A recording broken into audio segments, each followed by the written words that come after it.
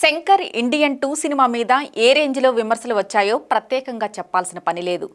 ఎంత గొప్పగా అనిపించాల్సిన కమల్ హాసన్ నటన, గెటప్స్ ట్రోలింగ్స్ బారిన పడ్డాయి. చివరకు ఇండియన్ 2 అనేది ఓ పరమ నాసిరకమైన ప్రాజెక్టుగా జనాలు తేల్చిపడేశారు. ఇండియన్ సినిమాకు ఉన్న క్రేజ్ను ఈ సీక్వెల్ తగ్గించేసింది. ఈ సినిమా క్లాసిక్ అయితే ఈ సినిమా డిజాస్టర్గా నిలిచింది. ఎన్నో అంచనాల నడుమ వచ్చిన ఈ చిత్రం బాక్సాఫీస్ వద్ద బోల్తా కొట్టేసింది.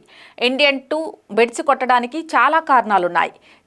కథనం లోపం ఒకటైతే Siddharth over action, Siddharth cringe నటన మరో కారణం. ఇక సినిమాకు ప్లస్ అవ్వాల్సిన కమల్ హాసన్ గెటప్స్ ఈ చిత్రానికి భారీ మూల్యం చెల్లించేలా చేసింది.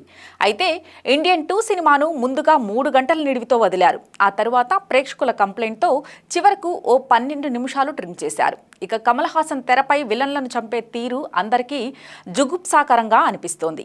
ఒక్క యాక్షన్ సీక్వెన్స్ కూడా మెప్పించేలా తెరకెక్కించలేకపోయాడు శంకర్. ఏ ఒక్క పాత్రలోనూ ఆడియన్ కనెక్ట్ కాడు. దీంతో థియేటర్లో జనాలు సినిమాను తిరస్కరించారు. ఇక ఇప్పుడు ఓటీటీలోకి వచ్చింది. ఓటీటీలో అలా సినిమా రావడం ఆలస్యం. ఇలా డీటెయిల్డ్గా సినిమాను పోస్ట్ మార్టం చేస్తున్నారు నెటిజన్లు. ప్రతి చిన్న స్క్రీన్ ఫ్రేమ్ ఎమోషన్ను నిశితంగా పరిశీలిస్తుంటారు. అయితే తాజాగా కొన్ని సీన్లను మాత్రం దారుణంగా ట్రోలింగ్ చేస్తున్నారు. సిద్ధార్థ సీన్లను, కమల్ హాసన్ విలన్ను చంపే సీన్లను విపరీతంగా ట్రోల్ చేస్తున్నారు. సోషల్ మీడియా అంటూ సిద్ధార్థ చెప్పే సిల్లీ సీన్స్, డైలాగ్స్ను జనాలు చూసి నవ్వుకుంటున్నారు. ఇండియన్ 2 వల్ల 3వ పార్ట్ మీద అందరికీ ఆసక్తి సన్నగిల్లినట్టుగా కనిపిస్తోంది. ఇండియన్ 3 వచ్చే ఏడాది థియేటర్లోకి రానుంది.